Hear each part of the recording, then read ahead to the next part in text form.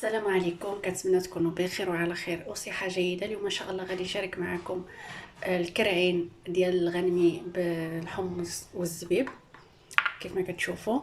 كاين اللي كيقول لهم حنا في الشمال كنقولوا لهم فراقش، كاين اللي كيقول لهم الكرعين. المهم ها هما كيف ما كتشوفوا كتغسلوهم مزيان حتى كيرجعوا هما بهذا الشكل، كتقطعوهم.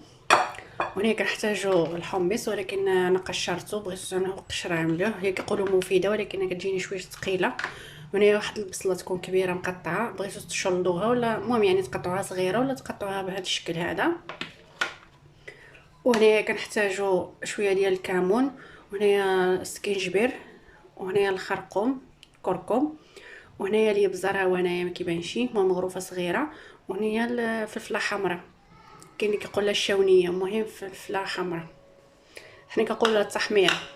صافي هنا الثومه حسب الذوق ديالكم، ما تكثروش بزاف. ومهم هانتوما كتشوفوا. وهنايا القزبر ومعدنوس، وهنايا العويد ديال القرفه والزبيب. هادو عاد غادي نقول لكم فوقاش غادي نضيفهم. كيف كتشوفوا اول حاجه غادي نبدا، غادي تعملوا الكرعين. طبعا انا قلت لكم مغسولين وكل شيء.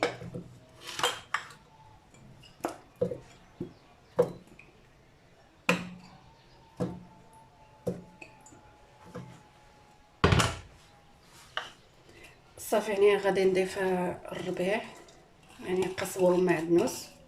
كاين اللي كيعملوا مربط يعني هكا ما كيقطعوش، وانا كيعجبني هيدا. انا كنقول لكم الحاجه ماشي ضروري تعملوا بحال هكا، كنقول لكم الطريقه اللي كنطيب بها.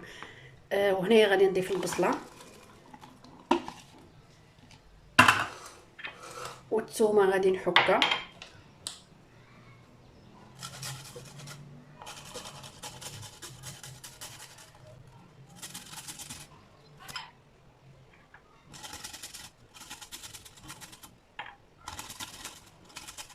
بغيتو قطعوها لك كنفضل نحكها، كتطلع مذاق افضل.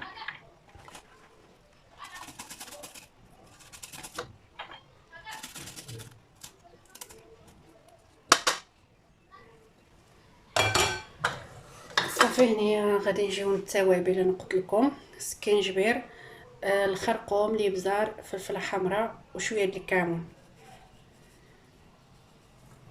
كنكثر انا شويه فيها العطريه، حيت هاد الفراقشه ولا الكرعين كيبغيو العطريه اللي قامه يعني.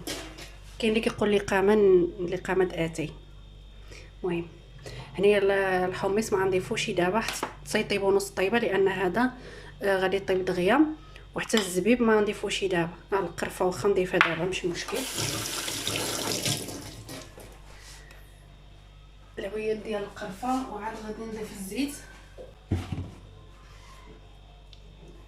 بغيتو تعملوا زيت العود يعني زيت الزيتون، عملوه. انا عملت الزيت العاديه. كاين اللي كيضيف مطيشه ديال الحك، يعني المطيشه اللي كتكون كنعملوها في الحريره هذيك. انا المهم كنفضل نعمل هكذا بلا مطيشه، كيجيو معسلين وكيجيو الكرعين صراحه لادين بزاف. كيف ما كتشوفوا هادو خاصين بالعشاق ديال الكرعين. انا غادي نرد الطيب دابا، وعاد غادي نضيف الماء ونرجع معكم.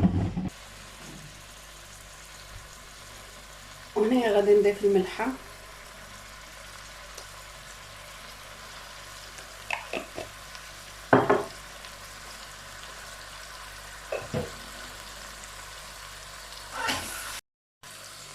كتشوفوا هذا غادي نضيف الماء.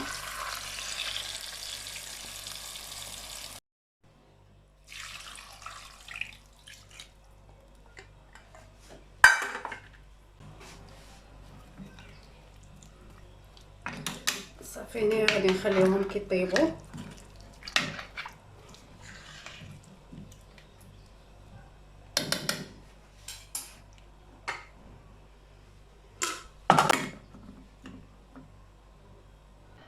هانتوما كتشوفوا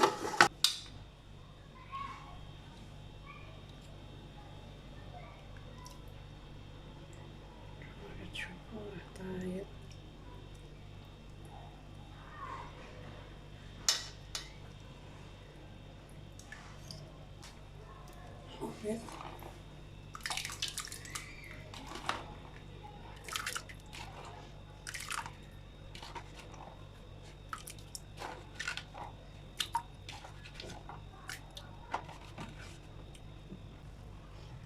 الزبيب من بعد ما غسلته.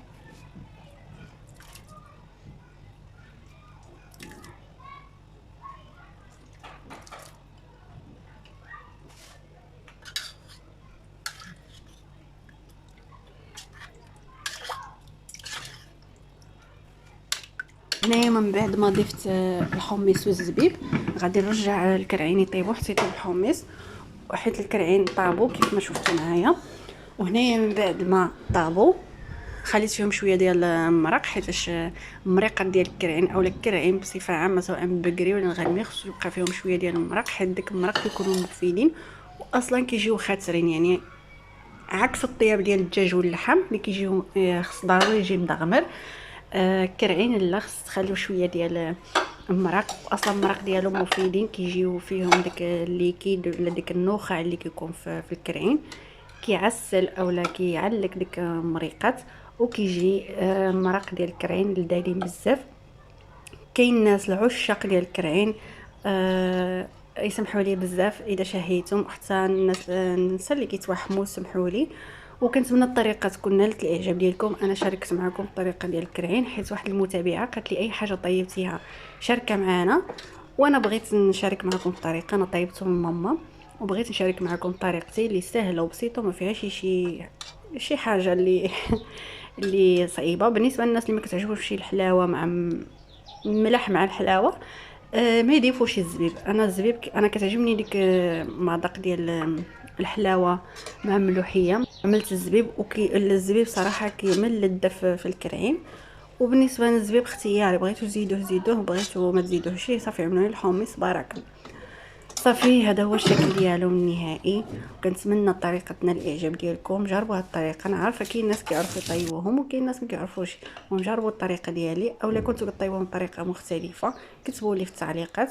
واذا جربتوا هذه الطريقه قولوا لي الراي ديالكم. وهنايا زدت شويه ديال المعدنوس في فوق منهم باش كيعطيو شويه منظر مزيون. ديك الخضوريه كيقول لك العين كتاكل قبل الكرش. مهم هانتوما كتشوفوا المنظر ديالهم صراحه رائع وكيشهي، ومريقات كيجيو خاترين بزاف هانتوما كتشوفوا.